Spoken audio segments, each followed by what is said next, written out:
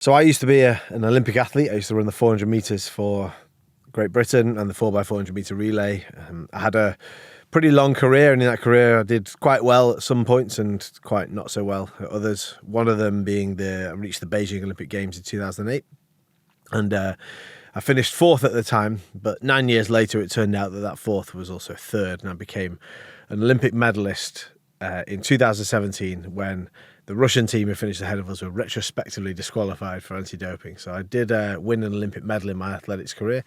I just didn't know it at the time until I'd retired and moved on from the sport. So yes, I was a professional athlete, and then as my career was coming to an end, then it was pretty clear that I wasn't going to run any faster for much longer.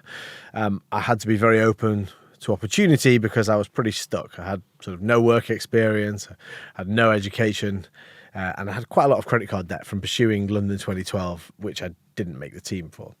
And one of these opportunities came in the form of a genetic scientist who was looking for feedback from sports people on how they were made genetically.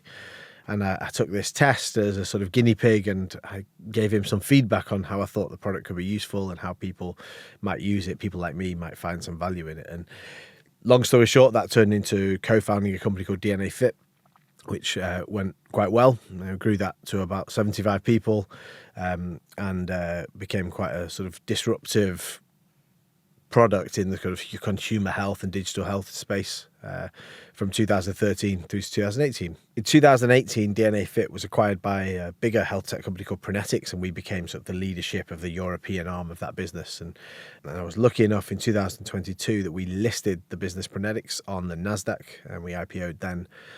And I moved on from the business shortly afterwards. So I had this sort of 10-year period from when I was trying to find my way into my sort of post-sport life, where I was sort of navigated these different challenges and ended up becoming a startup founder without meaning to. And then 10 years later, I'd actually had an IPO, which was an amazing turn of events, really.